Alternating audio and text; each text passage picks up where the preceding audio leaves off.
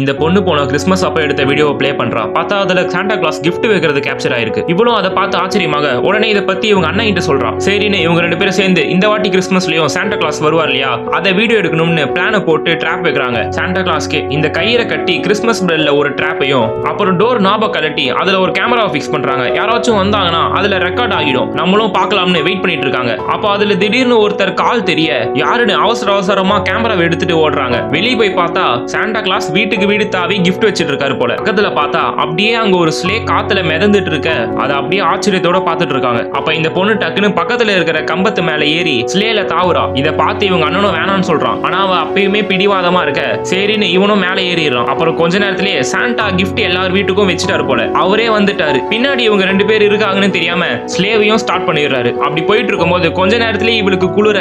அப்ப இவ Santa Claus கிட்ட பெட்ஷீட் மாதிரி ஏதாச்சும் போத்துறதுக்கு இருக்கான்னு கேட்க சாண்டா கிளாஸும் ஷாக் ஆயிடுறாரு. அடப்பா நீங்க எப்படா என் வண்டியில ஏறினீங்கன்னு. அப்படி அந்த ஷாக்லயே தெரியாம ஸ்லே கண்ட்ரோல் மீறி போக இந்த பொண்ணு அப்படியே கீழே விழுந்துடுறா. அப்புறம் டக்குன்னு ஸ்லாண்டாவும் ஸ்லேவை திருப்பி எப்படியோ ஒரு வழியா புடிச்சிடுறாங்க. அப்பாடி நல்ல வேலை தப்பிச்சிட்டோம்னு நினைக்கும் போதுதான் அப்போ திடீர்னு ஒரு ஃபிளைட் வர சாண்டா டக்குன்னு ஸ்லேவை திருப்பிட இப்பயும் நல்ல வேலையா தப்பிச்சிடுறாங்க. ஆனா அப்போ அங்க ஒரு ஸ்லேல கோளாறாக ஒரு போர்ட்டல் மாதிரி ஓபன் ஆகி ஒவ்வொரு ஊர்ல இருக்கிற ஒண்டர்ஸ் எல்லாம் காமிக்குது. அங்க நீங்க நோட் பண்ணீங்கன்னா தெரியும் நம்ம இந்தியாவோட தாஜ்மஹாலுமே இருக்கு. சரி இங்க இவங்க இப்படி ஆச்சரியத்தோடய பார்த்துட்டு போயிட்டு இருக்கும்போது ஸ்லேல ஒரு பாகம் உடைஞ்சி இந்த ஸ்லேவை கொண்டு போற கலைமான் இருக்கு இல்லையா, அதெல்லாம் ஒவ்வொன்னா திசை மாதிரி போகுது. இங்க சாண்டாவோ இவங்களும் விழ போறாங்க. அப்போ உடனே சாண்டா இந்த ஸ்லேவை ஒரு ஏர்கிராஃப்டா மாத்தி லேண்ட் பண்ண போராடிட்டு இருக்காரு. அப்போ தண்ணி டேங்க்ல இது மோதி இடிச்சு கீழே விழ போகுதுன்னு பார்த்தா எப்படியோ ஒரு வழியா சாண்டா லேண்டோ பண்ணிடுறாரு. அப்புறம் சாண்டா நீங்களா நல்லா தானே இருக்கீங்கன்னு கேட்டு நல்ல சிறப்பான வேலையா பண்ணி வச்சிருக்கீங்களா, சரி போய் தூங்குங்க போங்க, எனக்கு நிறைய வேலை இருக்கு, இது உடஞ்சா என்ன, என்கிட்ட இன்னொரு வண்டி இருக்குன்னு இந்த பால் தூக்கி போடுறாரு. அப்போ அது ஒர்க் ஆகாம பொத்துன்னு கீழே விழுந்துடுறாரு. அப்பதான் மண்டைய பாக்குறாரு. பார்த்தா ஹேட் இல்ல, அது இருந்தாதான் இப்போ என்னால கிஃப்ட் எல்லாம் கொடுக்க முடியும்னு சொல்ல